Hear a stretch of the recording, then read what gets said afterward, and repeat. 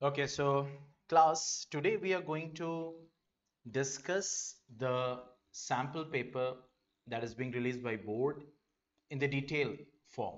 Okay, हम इसमें बहुत अच्छे से डिस्कशन करेंगे और एक एक पहलू को देखेंगे और क्वेश्चन टाइप को समझने की कोशिश करेंगे। ठीक है, और इसके अलावा भी जो दूसरे एजुकेटर्स हैं जिन्होंने सैम्पल पेपर डिस्कशन किया है, तो हर जगह की नॉलेज इंपॉर्टेंट है, तो वो मैं आपको ग्रुप पे शेयर करता रहता हूँ। ठीक है, तो आज हम स्टार्ट करेंगे साइंस से और हम स्टार्ट करेंगे कि जो बड़े क्वेश्चंस हैं, ठीक है, सबसे पहले 5 मार्क्स, फिर हम 3 मार्क्स पे आएंगे, फिर हम 1 मार्क पे आएंगे, क्योंकि 1 मार्क 2 मार्क और 2 मार्क्स के तो हैं भी नहीं इस साल।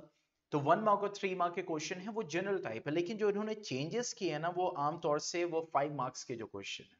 ठीक है, तो जो चैप्टर्स हम कवर कर चुके हैं उनको लीव करेंगे, उनको फिर हम नेक्स्ट में देखेंगे जब हम वो चैप्टर्स या टॉपिक कवर कर चुके होंगे। ठीक है, जैसे यहाँ पे क्वेश्चन दिया हुआ है, सबसे पहले हम देखते हैं दिस वन, क्वेश्चन नंबर 36। ठीक है, क्वेश्चन नंबर 36 पे आते हैं। ओके, अब इस क्वेश्चन में जो कह रहा है, अब देखिए क्वेश्चन नंबर 36 5 मार्क का है ये। ठीक है, और इसमें और है, मींस वी हैव 2 पार्ट्स। तो दूसरा वाला जो पोर्शन है वो मैग्नेटिक इफेक्ट्स है। तो ये जो फिजिक्स का हम चैप्टर पढ़े, इसके बाद सिर्फ एक ही आपका बचा है मैग्नेटिक इफेक्ट ऑफ करंट, उसका जो है आधा पोर्शन ही आ रहा है। उसके बाद आपका फिजिक्स का 70% कंप्लीट हो जाएगा। ठीक है, तो जब वो हम चैप्टर कर लेंगे तो फिर इस क्वेश्चन को डिस्कस करेंगे। ओके, अभी कह रहे हैं कि in the given circuit A B C D are 4 lamps, ये 4 लैंप्स हैं।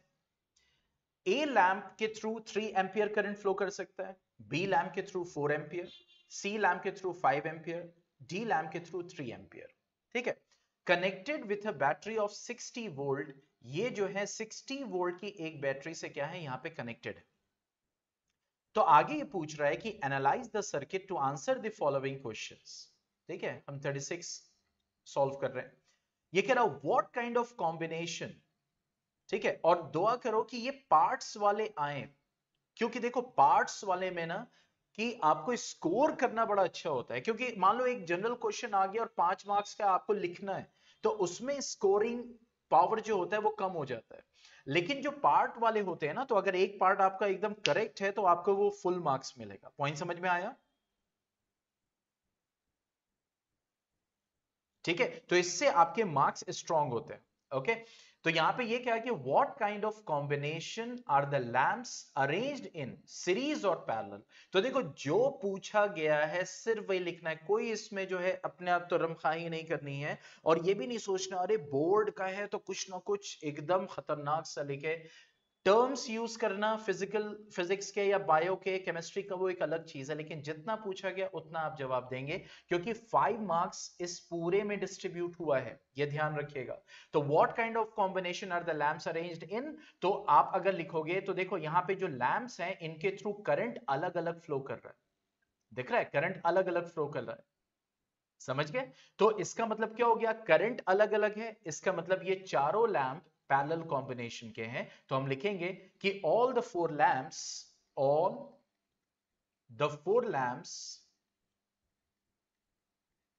Are arranged in parallel combination. That's it, बस इतना ही बताना।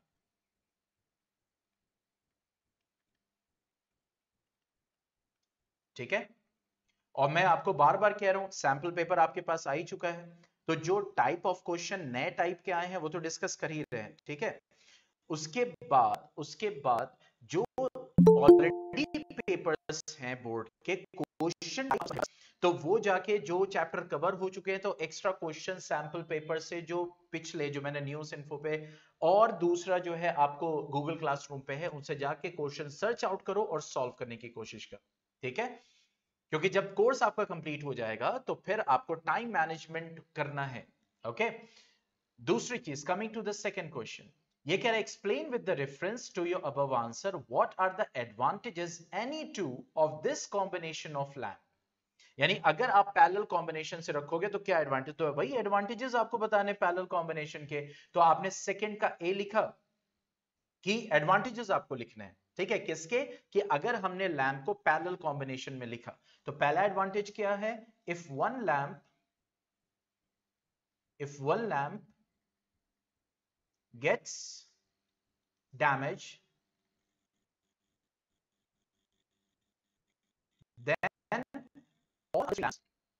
then all other three lamps, मैं कुछ चीजें शॉर्ट में लिख दूंगा just to save time, but चाहूंगा कि आप कंप्लीट आपके पास इंफॉर्मेशन पहुंचे। ठीक है, all other three lamps will remain unaffected.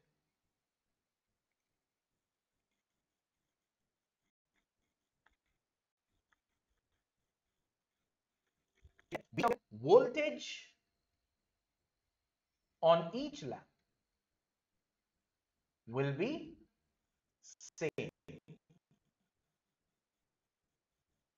That's it. हम लैम्प के रेफरेंस में बात कर रहे हैं तो रेजिस्टर की जगह हम क्या लिख देंगे? लैम्प। पॉइंट समझ में आया? और टॉपर्स आंसर शीट जाके जरूर देखें, पूरा अपना टाइम ही इसमें इन्वेस्ट करो फ्रेश होने के अलावा। यस, टॉपर्स आंसर शीट जरूर देखें। जब टॉपर्स आंसर शीट तुम देखोगे ना, हम लोग के जमाने में तो होती नहीं थी कि कैसे टॉपर्स लिखते हैं। आज तो आप देख सकते हो कि टॉपर कैसे लिखते हैं, तो बस आप देखोगे तो अरे वाह, ये तो अच्छा, जिसने देखा होगा उसको एकदम सिंपल लगा होगा ना, कि कोई ऐसा नहीं कुछ नई चीज लिखते हो, कोई खतरनाक सा लिखते हो, एकदम सिंपल, बट वो एकदम पॉइंट टू पॉइंट आंसर करते हैं। That is the best part, that's why they get full marks. तो फुल मार्क्स लेना इतना मुश्किल नहीं है, कोई हवा नहीं है। बोर्ड से मैं कभी भी अपने बच्चों को नेवर, इतने सालों से मैं पढ़ा रहा हूं, कभी बोर्ड से मैंने नहीं डराया। हाँ, डराया तब है जब उन्होंने तैयारी नहीं की है। Yes, now coming to the next, explain with proper calculations which lamp glows the brightest. अब देखो कौन सा lamp, explain with proper calculation. देखो यहां पे ये चीज मेंशन है, प्रॉपर कैलकुलेशन। ठीक है, तो प्रॉपर कैलकुलेशन मतलब आप बाकायदा कैलकुलेशन करके दिखाएं कि कौन सा लैंप सबसे ज्यादा तेज जलेगा। ठीक है, अब देखो इससे 3 एंपियर फ्लो कर रहा है, इससे 4 एंपियर फ्लो कर रहा है, इससे 5 एंपियर फ्लो कर रहा है, इससे भी 3 एंपियर फ्लो कर रहा है। ठीक है, वोल्टेज सबके ऊपर 60 वोल्ट होगा, यहां भी 60 वोल्ट, यहां भी 60 वोल्ट, यहां भी 60 वोल्ट। समझ गए इस चीज को? तो अब यहां पे हमें यह देखना है कि हमें क्या दिया हुआ है। अगर लैंप ए की बात करें तो लैंप ए का करंट दिया हुआ है और वोल्टेज दिया हुआ है। अभी ये चीज अभी आपको मैंने नहीं पढ़ाई है, पावर। ठीक है, पावर क्या होता है? That is voltage into current. P is equal to V I होता है।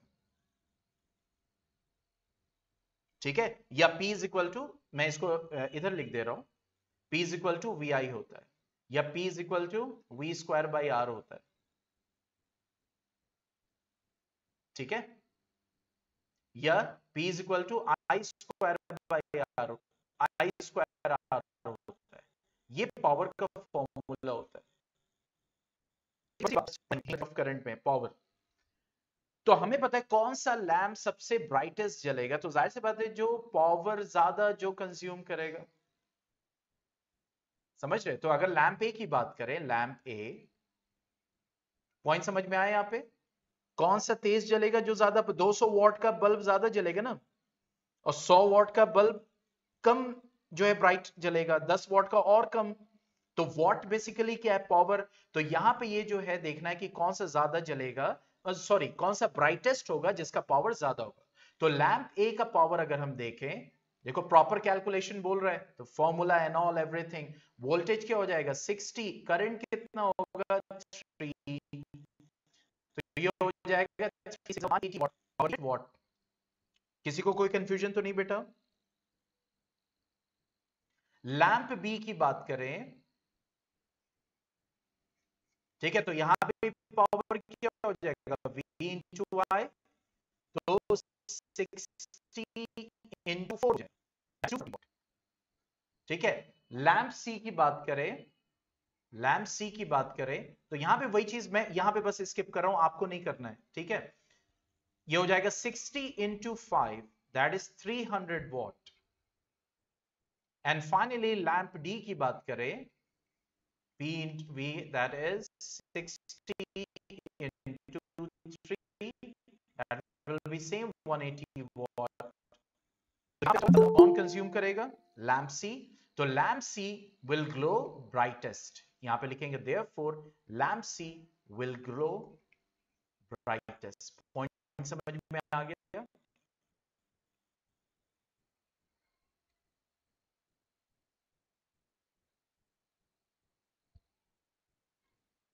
ठीक है। अब लास्ट वाला बहुत आसान, वो हमने किया भी था और कल भी रेजिस्टेंसेस के जब क्वेश्चन सॉल्व करेंगे 10 o'clock, तो उसमें भी और क्वेश्चन करने वाले। ये कह रहा find the total resistance of the circuit. तो total resistance of the circuit निकालने के लिए आपको हर एक लैंप का रेजिस्टेंस चाहिए ना, क्यों भाई? या फिर हर एक, क्यों भाई हर एक लैंप का रेजिस्टेंस चाहिए?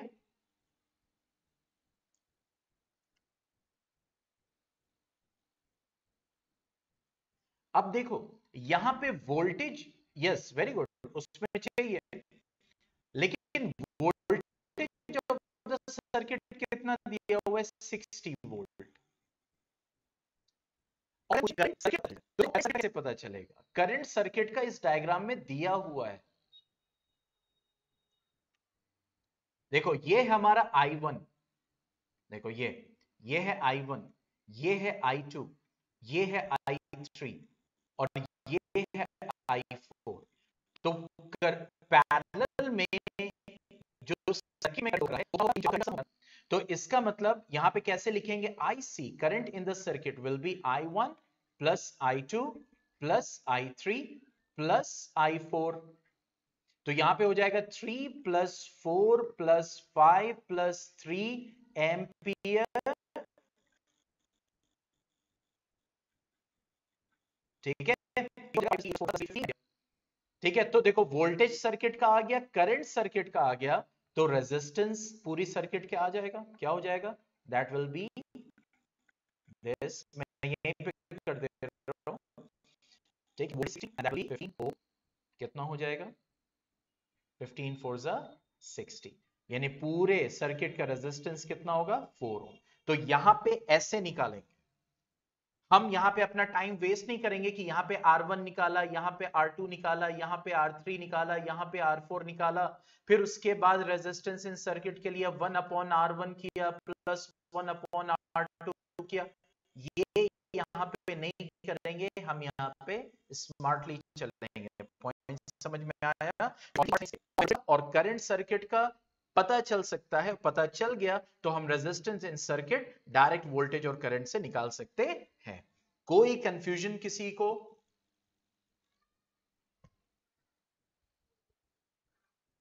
हाँ भाई, किसी बच्चे को कोई कंफ्यूजन?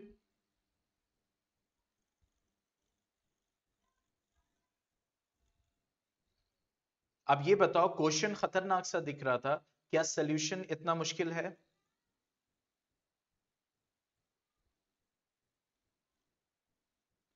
सिंपल कॉन्सेप्ट्स हैं, और यही बेटा आपका क्वेश्चन कौन सा बेटा, कौन सा?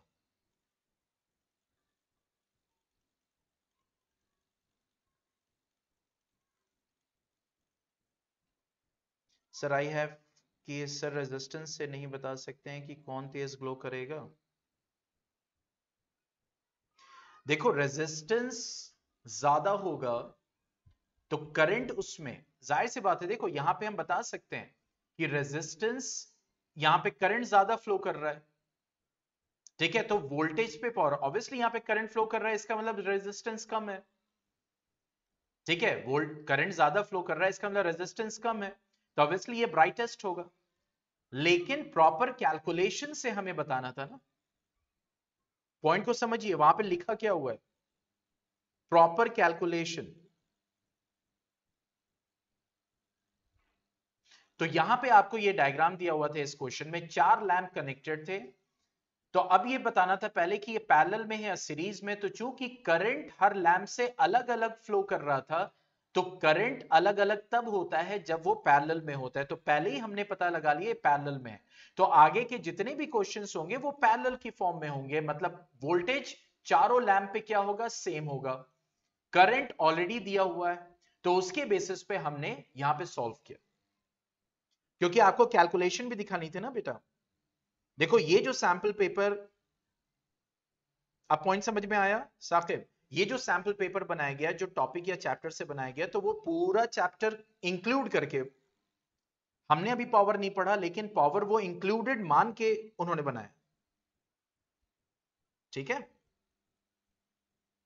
चलिए अब आगे बढ़ते हैं।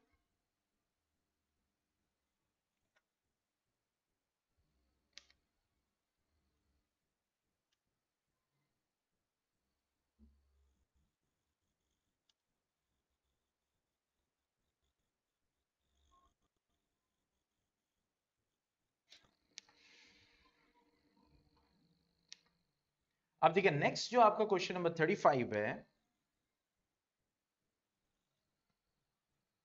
35, ये भी 5 मार्क्स का है। ये कह रहा है trace the changes that take place in a flower from gamete. समझ गए इस चीज को? अब हमने पढ़ा था कि बाइसेक्सुअल फ्लावर है, तो यहां पे पूछ क्या रहा है मैं आपको बताता हूं।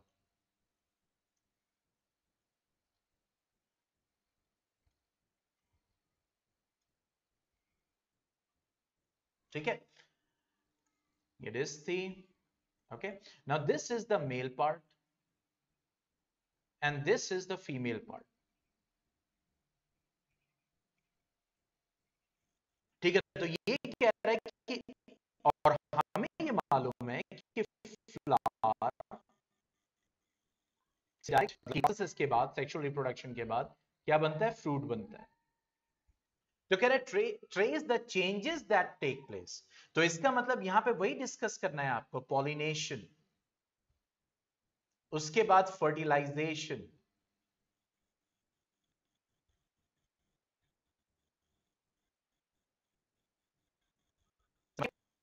Fruit formation. तो जाहिर सी बात है फ्रूट फॉर्मेशन जब हो रहा होगा, और कैसे वो हो रहा होगा, तो फर्टिलाइजेशन के बाद, जैसे मैंने आपको बताया था कि ओव्यूल जो बनता है वो कहां से बनता है, यानी कि जो ओव्यूल है वो आपको क्या देगा, सीड देगा, और जो ओवरी है वो आपको क्या देगा, फ्रूट देगा। ठीक है, तो बेसिकली पॉलिनेशन से लेके फर्टिलाइजेशन, सीड फॉर्मेशन यहां पे डिस्कस करना होगा। ठीक है, तो वही हम कहते हैं जब गेमीट फॉर्मेशन होता है, ठीक है, गेमीट फॉर्मेशन होता है, तो गेमीट फॉर्मेशन से फ्रूट फॉर्मेशन तक, तो हम इसको लिखेंगे कैसे, देखिए क्योंकि 5 मार्क्स में है।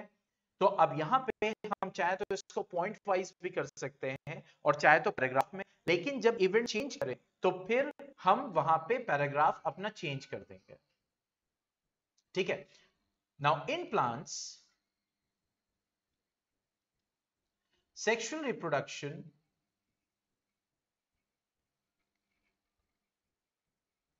takes place in flower।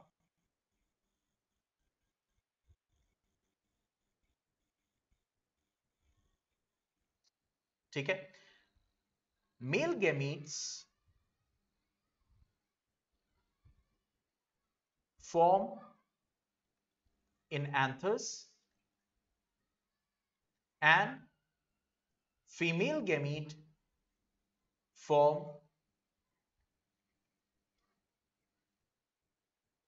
in ovary,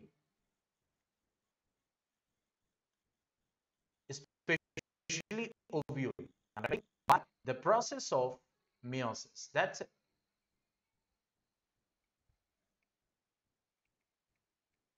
यहां पे हमने गेमीट फॉर्मेशन की बात की। अब हम आगे बढ़े। Now in the first step,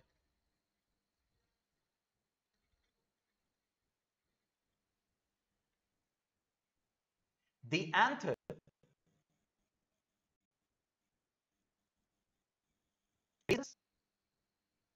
pollen grains,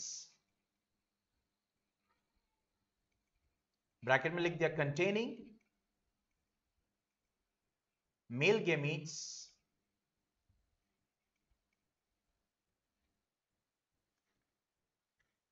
ठीक है, and it gets transferred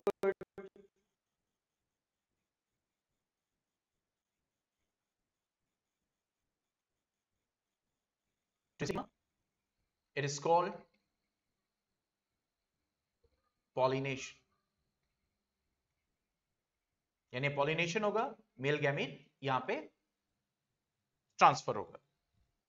अब यहां पे अब चेंज हो रहा है, तो आप क्या लिखेंगे ना, ठीक है। तो वही चीज जो मैंने आपको वीडियो में एक्सप्लेन किया था, आई थिंक ये जो मैंने 2 पैराग्राफ लिखा है, अब यहां पे pollen tube develops and where it fertilizes the female gamete, that is ovum, and the polar nuclei, which is called as double fertilization. ठीक है, तो जो स्टेप्स हम लोगों ने पढ़े थे उन्हीं को, तो ये जो 2 पैराग्राफ मैंने अभी लिखा है यहां पे, इससे आपको आइडिया मिला कैसे पैराग्राफ चेंज करते हैं छोटे छोटे। यानी देखो इस पैराग्राफ और इसमें हमने अनदर आइडिया को एक्सप्लेन किया।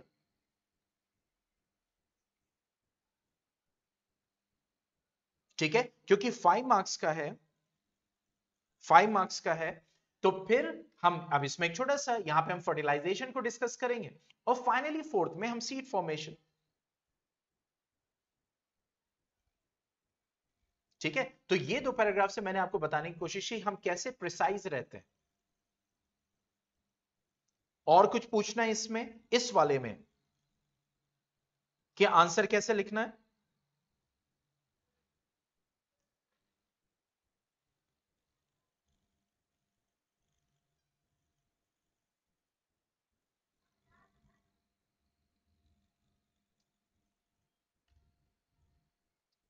ठीक है, तो इस टाइप से जब हमें डिस्कस करना होता है, तो फिर हम, क्योंकि वहां पे बोला था ट्रेस द इवेंट्स, यानी कि इवेंट्स के बारे में बताइए कि 1 बाय 1 क्या होता है। तो ऑब्वियसली 1 बाय 1 हमें लिखना है कि भाई पहले जाहिर सी बात है गेमीट फॉर्मेशन होगा, तो मियोसिस से होगा, फिर पॉलिनेशन होगा, फिर फर्टिलाइजेशन होगा, तो उनको हमें प्रिसाइज फॉर्म में डिस्कस करना है, और कैसे वो मैंने आपको यहां पे बताने की कोशिश की। उसके बाद भी किसी स्टूडेंट को नहीं समझ में आएगा या फिर कोई डाउट होगा तो उसको क्लियर करते रहेंगे। ठीक है, क्योंकि अब एवरी सेकंड टेस्ट के बाद हम डिस्कस करने वाले सैंपल पेपर डीसीडीएच, तो you have lot of time, lot of time.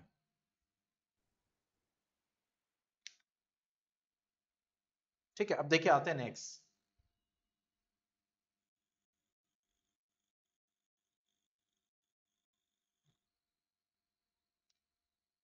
ठीक है, क्वेश्चन नंबर 34 पे आते हैं।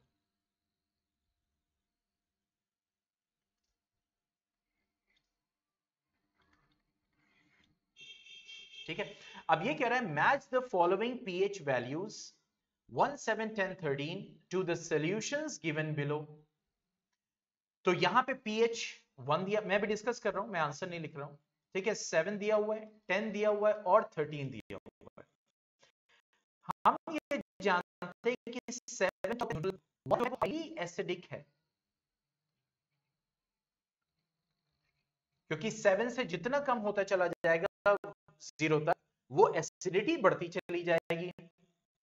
क्या होता है, pH value 7, maximum here 14 and 0, यहां से कम क्या होगा, एसिडिटी इंक्रीज होती चली जाएगी।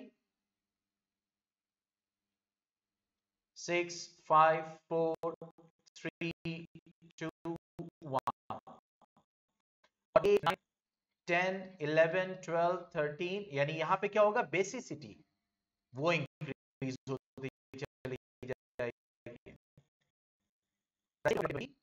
मिलेगा।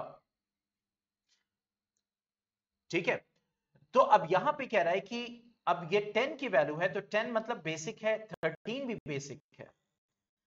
लेकिन 10 और 30 ज्यादा बेसिक होगा, 10 कम बेसिक होगा। अब आते हैं मटेरियल्स पे। हमने ये डिस्कस किया था कि जो सॉल्ट, जो स्ट्रॉन्ग एसिड स्ट्रॉन्ग बेस से बनता है, यानी अगर हम मिल्क ऑफ मैग्नीशिया की अभी फिलहाल बात करें तो मिल्क ऑफ मैग्नीशिया बेस है। अभी सिर्फ देखेंगे एसिड या बेस, बेस है।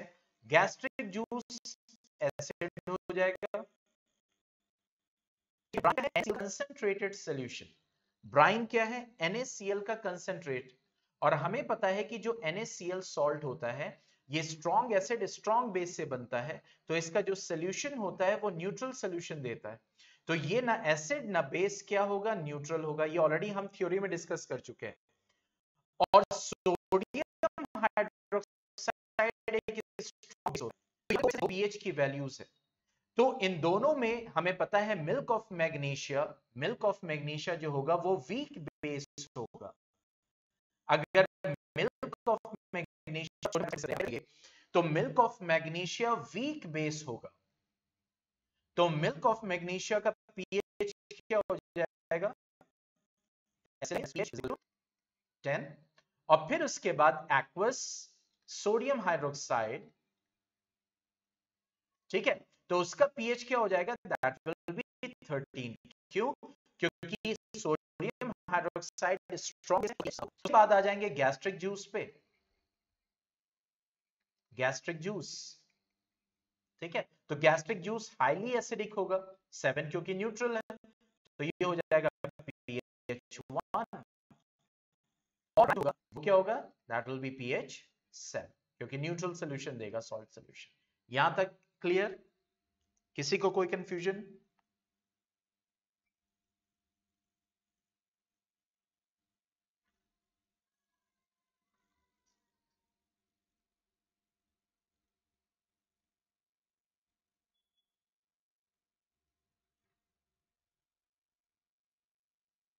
हाँ भाई।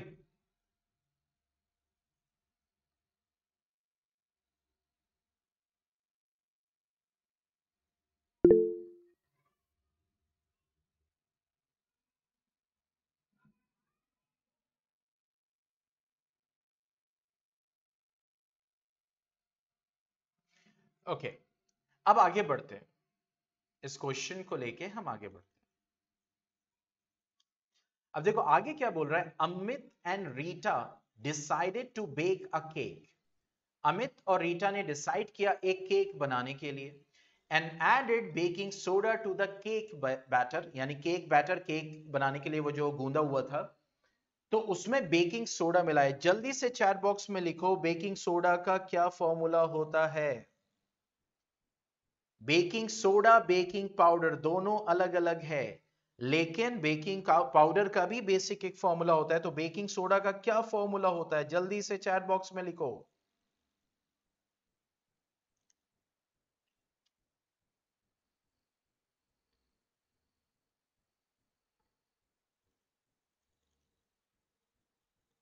Baking soda.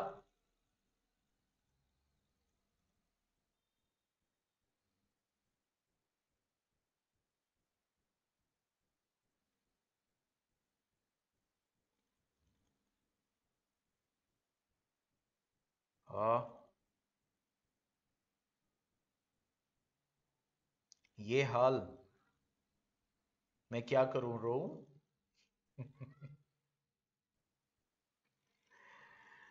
ओहो, वाह वाह वाह भाई। कुछ ही सॉल्ट्स कोर्स में है और उनकी भी धज्जियां उड़ाई जा रही हैं। यस साहब, that is NaHCO3। Baking soda NaHCO3 है, कैल्शियम डाल दिया उसमें, NaHCO3 है। और बेकिंग पाउडर क्या होता है? बेकिंग सोडा होता है। तो weak acid plus baking soda मिलके बेकिंग पाउडर बनाते। अब समझ में आया? क्लास कब एंड होगा ये देखिए। यानी मैं पिछले 4 घंटे से यहां बैठा हुआ हूं, मेरी आंखों में दिख भी रहा होगा, देखो काले। वॉइस नहीं आ रही है, क्यों भाई?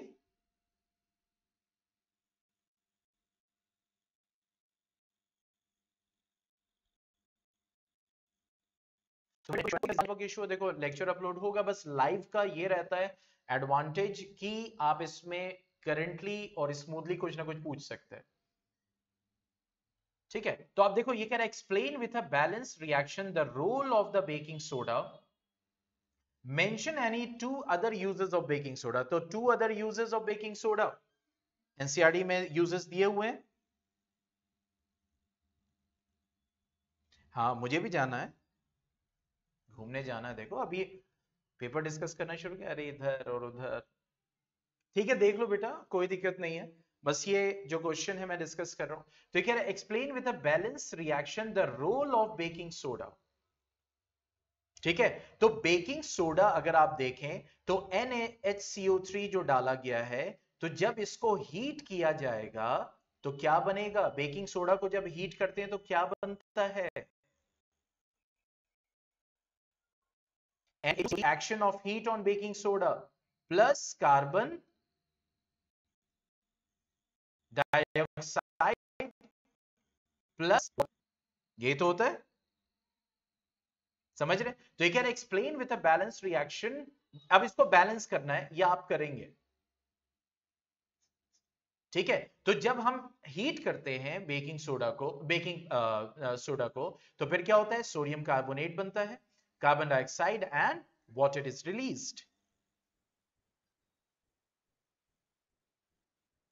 ठीक है, तो यहां पे बैलेंस केमिकल रिएक्शन बैलेंस करके लिखना था, और उसमें थोड़ा सा टेक्स्ट लिखना था कि when baking soda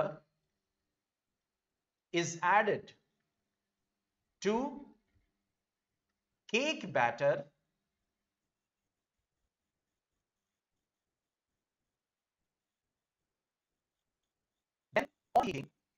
it will release carbon dioxide gas which will make it, यानी वो एकदम फूल जाएगा, कुप्पा हो जाएगा। पॉइंट समझ में आया? तो यहां पे वही कह रहा है कि आप उसको एक्सप्लेन करो, बेकिंग सोडा जब डाला जाएगा तो होगा क्या? तो बेकिंग सोडा निकलेगा जिससे वो बैटर जो है वो फूल जाएगा। ठीक है, तो वही लिखना था, मेंशन करना था। और कोई भी अदर यूजेस तो आप लिख दो, uses of baking soda.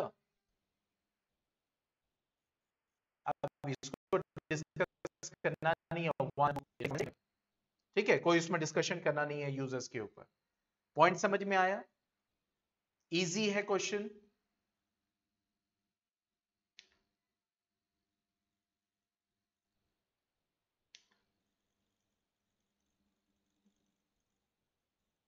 Fire extinguisher,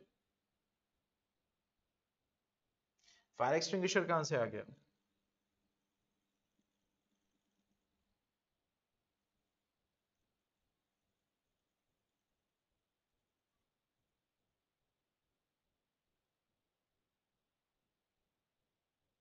हाँ मतलब another uses, yes yes uses. Okay okay, मैं समझा कि केक फायर एक्सटिंग्विशर से बनाएंगे। और क्या बेटा, बहुत ज्यादा एडवांटेज है ऑनलाइन क्लासेस की। मैं चाय भी पी रहा हूँ, पढ़ा भी रहा हूँ, आप खाना भी खाओ, पढ़ो भी।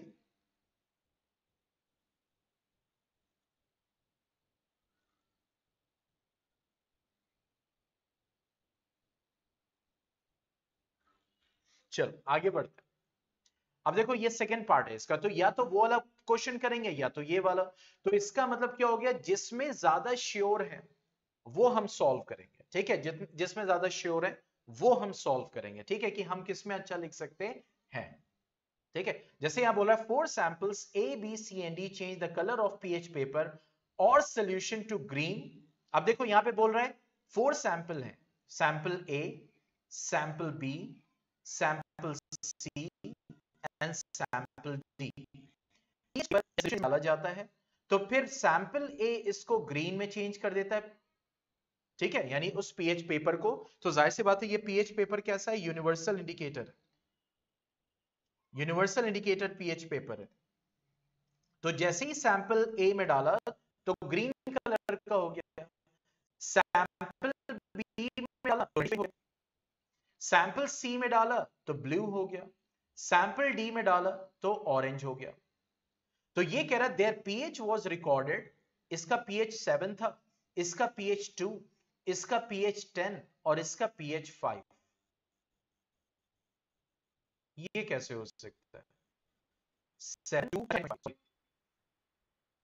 10.5 है और ये वही मैंने कहा 6 कहां से आ गया, ठीक है। और इसका पीएच 6 नोट किया गया, ठीक है। तो कह रहा which of the samples has the highest amount of hydrogen ion concentration. तो मैंने आपको बताया था कोई भी सॉल्यूशन है एसिडिक या बेसिक, तो दोनों में अगर H ज्यादा हो रहा है तो वो सॉल्यूशन एसिडिक होगा, और अगर OH minus ion H plus ion से ज्यादा हो रहा है उस सॉल्यूशन में तो वो सॉल्यूशन बेसिक होगा। तो अगर H प्लस आयन ज्यादा है तो इसका मतलब ये होगा, जितना H प्लस आयन बढ़ता जाएगा पीएच कम होता चला जाएगा, और जितना H प्लस आयन कम होता जाएगा पीएच बढ़ता चला जाएगा। देखो जितना H प्लस आयन बढ़ेगा एसिडिक ज्यादा होगा ना, ठीक है, और जितना H प्लस आयन कम होगा बेसिक ज्यादा होगा। तो बेसिक में पीएच बढ़ता है, एसिडिटी में पीएच घटता है। तो कह रहा है कि which of the sample has the highest amount of, तो जो सबसे ज्यादा एसिडिक होगा उसमें H प्लस आयन ज्यादा होगा। तो जो सैंपल बी है, हम आंसर क्या लिखेंगे, sample B has highest amount of H plus ion concentration. क्यों?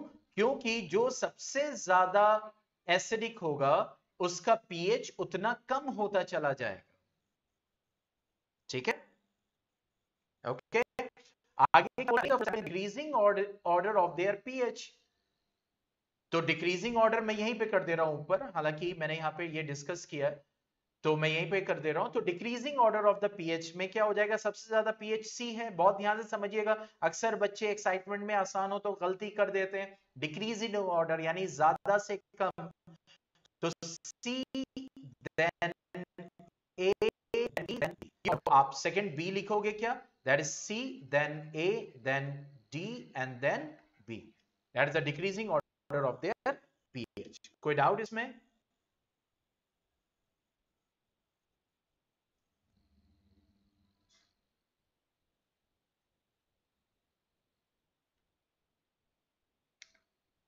ठीक है, अब देखो आगे क्या बोल रहा है। Rahul found that the plaster of Paris which he stored in a container has become very hard and lost its binding nature. हमें मालूम है कि प्लास्टर ऑफ पेरिस क्या होता है, कैल्शियम सल्फेट हेमीहाइड्रेट, ये प्लास्टर ऑफ पेरिस है। कह रहा what is the reason for this. तो रीजन फॉर दिस ये है क्योंकि कंटेनर में रखा था तो कंटेनर में उसको क्या मिल गया, ठीक है भाई, कैल्शियम सल्फेट हेमीहाइड्रेट, आपका पीओपी होता है, तो बन गया जिप्सम। तो इसका मतलब उसको वाटर मिला, ठीक है, वाटर मिला और वो क्या बन गया, जिप्सम बन गया, that is calcium sulphate, that is, एक मिनट मैं इसको थोड़ा इधर ले रहा हूं स्पेस में। ओहो,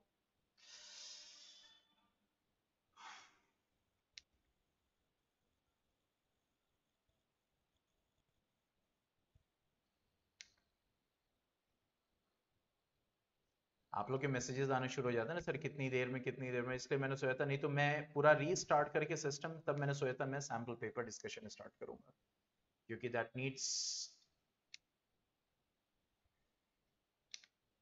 ओके, अब देखो यहां पे कह रहे हैं कि प्लास्टर ऑफ पेरिस है,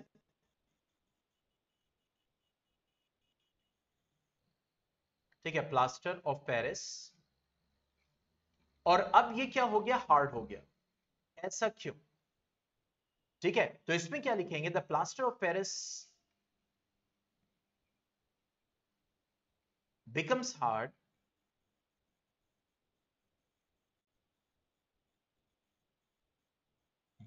first, on absorption of water, it has been converted to gypsum.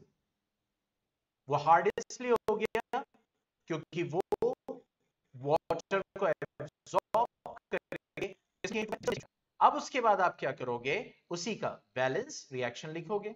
तो हमें पता है कि आपका जो प्लास्टर ऑफ पेरिस होता है, देखो प्लास्टर ऑफ पेरिस के लिए CaSO4 डॉट हाफ H2O, ये भी फॉर्मूला है, ठीक है। और आप इसको ऐसे भी लिख सकते हो 2CaSO4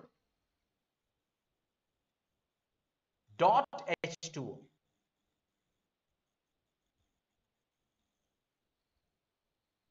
ठीक है, डॉट H2O, ठीक है, दोनों, ठीक है, क्या है, तो जब प्लास्टर ऑफ पेरिस को क्या मिला, वाटर, क्या मिला, वाटर, तो वो किस में चेंज हो गया, जिप्सम में। चलो जल्दी से बताओ जरा चैट बॉक्स में जिप्सम का फॉर्मूला क्या होता है।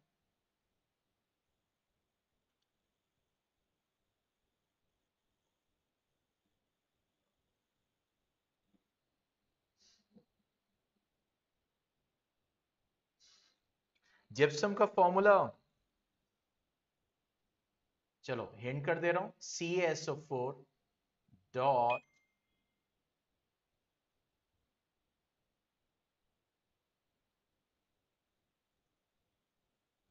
Yes very good, that is 2H2O,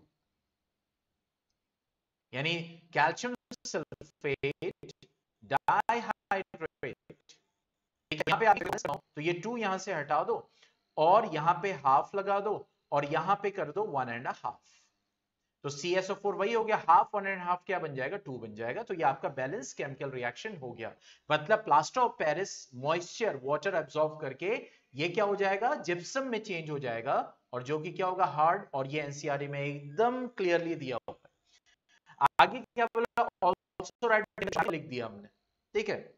इससे आपको अंदाजा हो गया होगा कि कैसे क्वेश्चन बनते हैं बोर्ड में। कोई भी बहुत ही ज्यादा कॉम्प्लिकेटेड डिफिकल्ट नहीं होता बेटा, पूछने का तरीका मुश्किल लग सकता है, बट थिंक वेरी सिंपल, तब जाके आप आंसर लिख पाओगे। ये सोचना शुरू करोगे हो तब तो फिर आगे क्या पूछ रहा है, give any one use of plaster of Paris other than for plastering और smoothing of wall. Plaster of Paris का एक और यूज, तो आप थर्ड लिखोगे, आप लिख दोगे plaster of Paris is use for making dolls,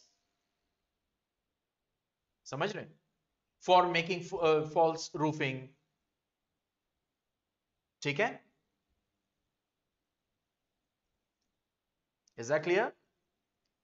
तो चलिए, आज साइंस सैंपल पेपर का ये फर्स्ट पार्ट था जिसको हमने डिटेल में डिस्कस किया, आगे और भी होते चले जाएंगे डिस्कशंस, और फाइनली टाइम आते आते हम बहुत अच्छा खासा डिस्कशन कर चुके होंगे। तो मैं आपको एक पॉइंट और बता दूं कि जो ये सैंपल पेपर में जिस टाइप के क्वेश्चन हैं, वो मैं आपको टॉपिक या चैप्टर खत्म होते ही, जो भी टॉपिक ऑलरेडी खत्म या फिर होने वाला है, तो उसमें असाइनमेंट में दूंगा कि देखो कि आप लोग कितना उसको कर पा रहे हो, समझ गए। क्योंकि टेस्ट में मैं दे सकता हूं, लेकिन होगा क्या, अपलोड करना होगा तो फिर दिक्कत आना शुरू हो जाती है, ठीक है। तो इसलिए आपका बोर्ड पॉइंट ऑफ व्यू से क्लियर हो, तो आप लिखना सीखो, कैसे लिखना है, तो वो मैं असाइनमेंट में आपकी प्रैक्टिस कराऊंगा।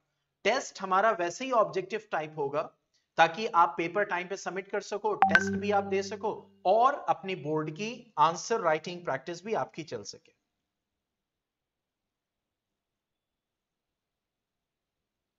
ठीक है। तो आज ये पार्ट 1 था साइंस के पेपर का डिस्कशन। नेक्स्ट हम करेंगे, जो टाइम मिलेगा, जरूरी नहीं कि मैं टेस्ट तो होगा, टेस्ट के बाद तो होगा ही होगा, मेरा मूड किया तो मैं पहले भी रख दूंगा सैंपल पेपर डिस्कशन, ठीक है।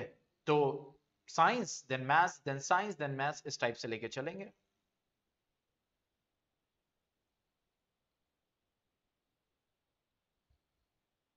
Wait a second, wait a second,